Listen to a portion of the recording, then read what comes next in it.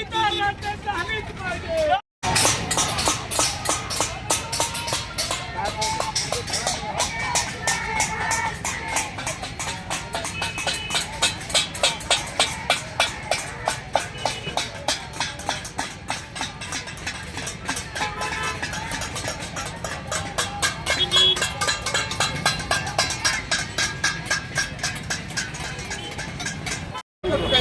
सरकार यांचं का वोट घेत आहे? एकच प्राणी सरकारला दिसला का? एवढा निर्जीव असताना एकच प्राणी दिसला का? आतापर्यंत आपण पाहिलेलं असेल, यांना पहिल्यांदा अगोदर 50 रुपयाची मानधन होतं. आता कुठेतरी या 2 वर्षामध्ये 83 रुपये झाले. मला सांगा, आपल्या महाराष्ट्र राज्य आपल्या देशामध्ये सर्वात महान राज्य आहे बघा. सक्षम असणार राष्ट्र आणि छोटे छोटे. नाव काय तुमचं? नाव काय आणि काय आंदोलन केलं? हा, माझं नाव कुसुम बाबासाहेब देशमुख, राहणार गौर, तालुका कळंब, जिल्हा धाराशिव. तर मी माझ्या संघटनेचं नाव आहे की CITU, महाराष्ट्र राज्य शासन CITU. तर आमच्या कामगाराला 23 वर्ष भरपूर झाले. तर हे 83 रुपयापर्यंत आणलंय आताशे. हे काय बरोबर आहे का शासनाचं?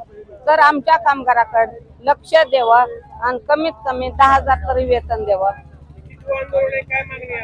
आता आमची वेतनसाठी 10,000 वेतनसाठी आमची आता मागणी. आज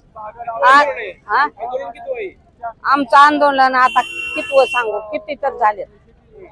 झाली की 10, 15, 20 आंदोलन झाली.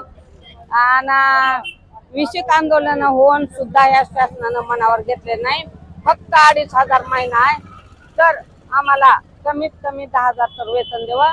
आणि 2023 ला 5 जुलैला मुंबईला मोर्चा काढला होता. त्यावेळेस दादा भुसे साहेबांनी आम्हाला सांगितलं की 1,000 तुम्हाला वाढलं. ते आणखी अंमलात आणलेलं नाही.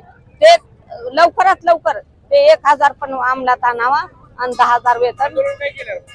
आंदोलन आम्ही थाळी पळी हलकी आंबेडकर पुतळा ते कलेक्टर ऑफिस पर्यंत रॅली काढली.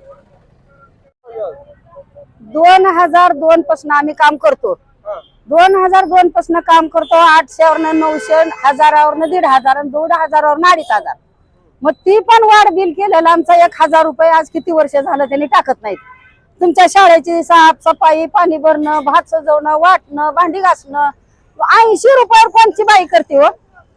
कोणची बाई करते? ही परवडते का माणसाला? त्या सरकारला लाज वाटली पाहिजे. मत देताना सगळ्या नोटा फेकतो. नोट घेताना सगळ्या नोटा फेकून टाकतो तोंडावर आमच्या. आणि मत घेतल्याशिवाय राजावर बसत नाही. आणि 80 रुपयावर बाहेर राबवतो. त्यांची वय संपली. आज उद्यावर त्यांनी आलेत तरी तुम्ही वाढ बिल तर नाहीच नाही. तर 18,000 तर पगार गेले कुठे उडत म्हणा. त्या सरकारला लाज वाटली पाहिजे. जरा तर त्याला लाज फाळ म्हणाव आणि गोरगरिबाचा तळतळाट घेऊ नको. म्हणत ना डास मिळून मरते ती म्हणावं.